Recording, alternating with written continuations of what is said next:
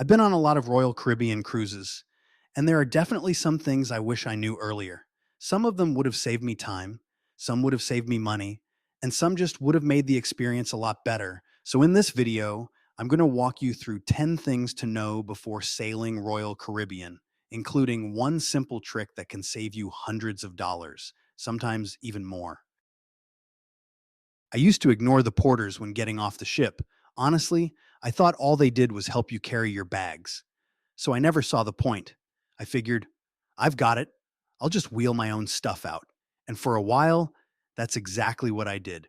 But one time, I decided to try it, and I was shocked by what happened. He took our bags, told us to follow him, and just kept walking. We passed everyone, all the lines, and before I even realized what was happening, we were at the front of the customs line. He'd wait there for a minute while we went through, and then we'd just keep following him out. We skipped the entire line. Now, they do work for tips, so yes, it's going to cost you a few dollars, but if you see a long line, I definitely suggest trying it. You'll be amazed at the difference. On my first sailing, I didn't check in early, and I didn't realize how much that would affect the entire cruise. Royal Opens check in 45 days before you're sailing at midnight.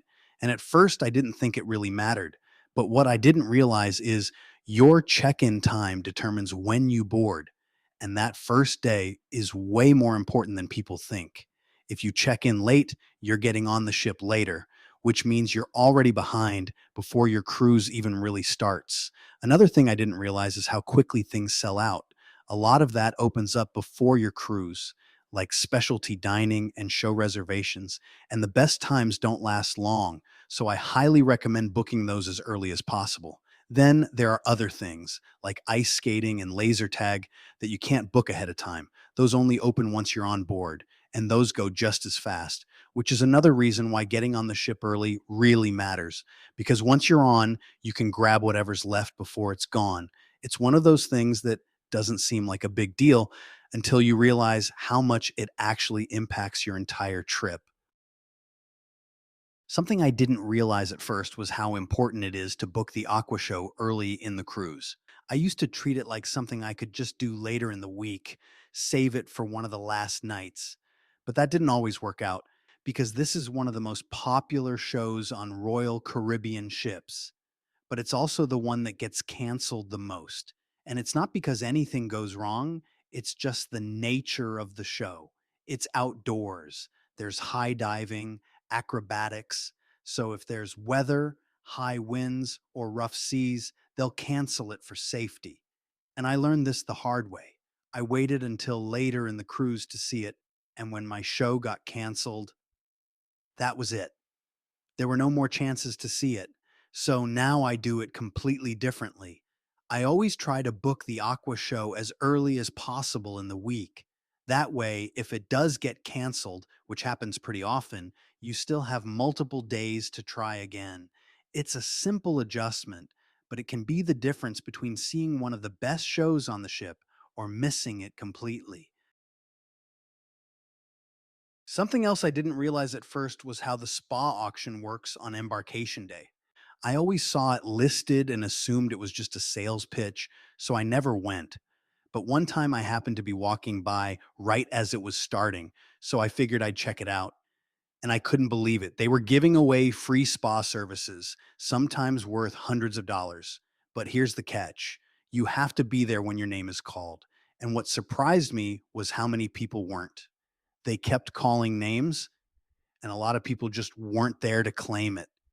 So when their name gets picked, they lose it and it goes to the next person, which means your odds are actually much better than they seem.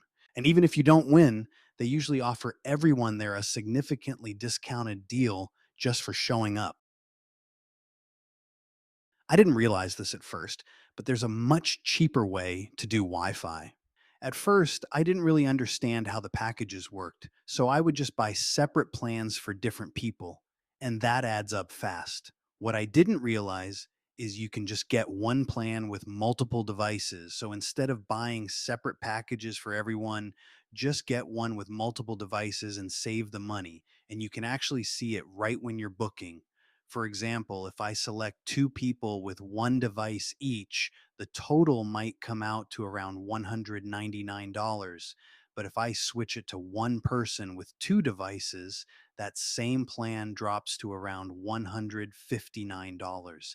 Same exact usage, just structured differently. So it's a really easy way to save money without giving anything up. Another thing I didn't realize was how useful Wi Fi calling is on a cruise. Most phones have this setting, and once you turn it on, you can use your phone like you normally would, as long as you're connected to Wi Fi. I'm talking calls, texts, everything. I've literally been in the middle of the ocean using my phone like I'm at home, and it's really easy to set up. If you're on an iPhone, just go into settings, scroll down to phone, tap on Wi Fi calling, and turn it on. That's it. But the most important part is this: go back into your settings and turn on airplane mode. Because if you don't, your phone will try to connect to cell towers and you could get charged. Once airplane mode is on, your phone will use Wi Fi for everything. And at that point, it works just like it normally would. Something I didn't take advantage of on my first few cruises was Royal Caribbean's room upgrade bidding program. If you go into your sailing and click on room and guests, you'll see a section for Royal Up where you can view available upgrades. From there, you'll see a list of all the rooms you can place bids on. You just decide how much you're willing to pay per person for the upgrade and place your bid. Now, here's something a lot of people don't realize: you're only charged based on two guests, no matter how many people are in your room. So, if you have four people and you bid $50 per person, the most you'd be charged is $100 total. You can also place bids on multiple room types at the same time, but you'll only win one upgrade. And just because you see a room available to bid on doesn't necessarily mean there's availability right now. A lot of times, Royal is preparing in case there are cancellations or no shows. And I hear all the time about people winning upgrades with the minimum bid or very close to it. So it's definitely worth putting something in. You might end up in a much better room for a lot less than you'd expect. Here are a couple small things most people don't think about, but can make a big difference once you're on the ship. One is magnetic hooks. Cabin storage can be pretty limited, and once everything is unpacked, things start piling up quickly: bags, hats, lanyards. It adds up. What a lot of people don't realize is that most of the walls in the cabin are metal, so magnetic hooks give you instant extra storage. And the other one is securing your luggage tags. You have to print those tags yourself before the cruise, and they're just paper, so they can rip, they can fall off. And if that happens, your bags might not make it to your room when you expect them to.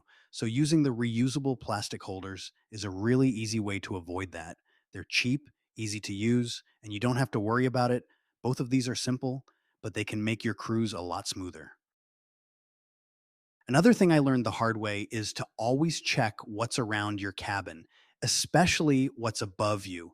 On one of my cruises, I ended up in a room right under the pool deck, and I had no idea how much noise that could create. It's amazing how loud something as simple as a chair being moved can sound when it's right above you. Maybe it's because you're basically in a metal box, so you hear everything. And early in the morning, when the crew is out there cleaning and resetting everything, you hear it. I'm talking 4 o'clock in the morning. So now, whenever I book a room, I always take a minute to look at the deck plans and see what's above, below, and next to me. Because a great location can make your cruise, and honestly, a bad location can break it. And this last mistake might be the most expensive one I made. I used to book things and never check the price again. What I didn't realize is that Royal Caribbean lets you cancel most extras, excursions, drink packages, cabanas, almost anything up until a few days before you're sailing. The problem is the prices change all the time, which means you could book something today and a few days later, it's significantly cheaper. That's when I started using a free site called royalpricetracker.com. And it's honestly really simple. You just add your sailing, pick your ship and sail date, and then choose whatever you want to track: excursions, drink packages, cabanas, anything. And what's great is you don't even have to keep checking. The site does it for you. It checks the prices every day and sends you an email anytime there's a change. So if something drops in price, you'll know right away. And this is a real example. I had a cabana booked at the Royal Beach Club for $1,459. I got an email saying the price changed. I went back in, canceled it, rebooked it, and saved over $400. Same exact booking. Nothing changed except the price. And it only took a couple minutes. I've saved hundreds of dollars on a single booking like that. And over time, doing this consistently has added up to thousands of dollars. If you're planning a Royal Caribbean cruise, hopefully this helps you avoid some of the mistakes I made. And if you found this helpful, there's a lot more on the channel to help you get the most out of your trip.